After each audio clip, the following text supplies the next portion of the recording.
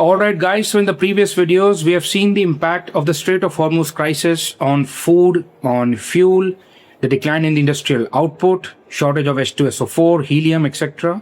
In this video, we'll discuss the impact of the Strait of Hormuz blockade on the pharma sector in India. Let us understand how your medicines will be impacted because of the Strait of Hormuz crisis. So as tensions rise, the strategic choke point Strait of Hormuz will remain closed. India imports around 40% crude and 50% natural gas through the Strait of Hormuz. Modern medicine manufacture is deeply linked to petrochemicals. That is why the closure of the Strait of Hormuz will have an adverse impact on the pharmaceutical sector, because the entire supply chain will be affected. Certain chemical compounds are derived from crude oil and natural gas. They are called as petrochemicals, such as ethylene, propylene, benzene, toluene, xylene, etc. These compounds are required in pharmaceutical manufacturing processes. These compounds are transformed into substances that are used in pharmaceuticals. So it is important to know that petrochemicals are the raw ingredients from which many modern drugs and medical products are built. In a way, petrochemicals are the building blocks for medicines. Many medicines, medical devices, packaging materials, and disposable items that we see in hospitals are made from petrochemicals. Modern medicines contain complex organic molecules, and compounds derived from petrochemicals are used to manufacture them. Solvents, reagents, purification chemicals derived from petrochemicals are used. That is why petrochemical derivatives are extremely important for the pharma sector. You must have heard about the active pharmaceutical ingredient, the API. It is the part of the medicine that actually treats the disease. For instance, if you go to a medical store and you ask for a medicine to treat the symptoms like fever and pain, you will get a medicine which will have paracetamol as the API. The medicine may have any brand name, but the API will be paracetamol. Because paracetamol acts in our brain's hypothalamus, it lowers the body temperature and blocks the pain signals.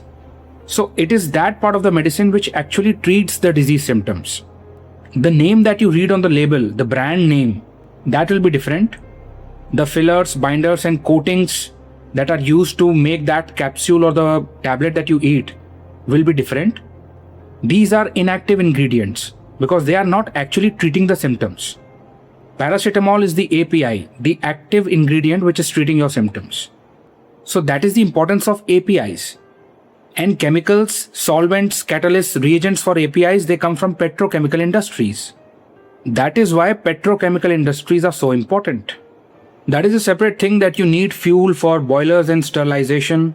Pharma factories use commercial LPG for manufacturing, so fuel is important. So if fuel is impacted, then of course manufacturing will become expensive. We understand that. But petrochemicals are used for the manufacturing of APIs also. That is the main thing. So any disruption in the petrochemical industries will hit manufacturing. Then comes the packaging part. We know that modern healthcare depends heavily on plastics for packaging, and plastics come from petrochemicals.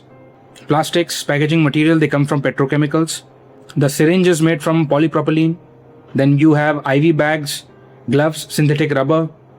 So all this in healthcare originates from petrochemical feedstocks. So the sterile disposable equipment that you see in hospitals, petrochemicals are essential to maintain that. So not only manufacturing but packaging will also be hit. Of course, when fuel becomes costly, transportation will be hit. Then one special thing about medicines is that they need protection from moisture, oxygen, light contamination. You must have read on the medicines, store them in a cool, dark place. What is that? That is protection from moisture and light contamination. That is the importance of packaging material. That is why they are kept in plastic bottles, caps, seals, protective films. All these are petroleum derived products. Then they need refrigerated transport. Otherwise medicines will spoil. And fuel is required for logistics. So right from production, packaging, transportation to distribution, everything depends on petrochemicals. So it wouldn't be wrong to say that pharmaceutical supply chain is dependent on petrochemical industry. Entire supply chain is dependent on petrochemical industry. Can medicines be made without petrochemicals? Yes, but only partially. Petrochemicals cannot be substituted. We have certain bio-based chemicals, plant-derived solvents, green chemistry methods. Researchers are developing that. Some biomanufacturing techniques are being developed. But still, petrochemical use cannot be replaced completely as of now. Because they provide scale and cost, it is extremely difficult or even impossible to replace petrochemicals from the pharma industry.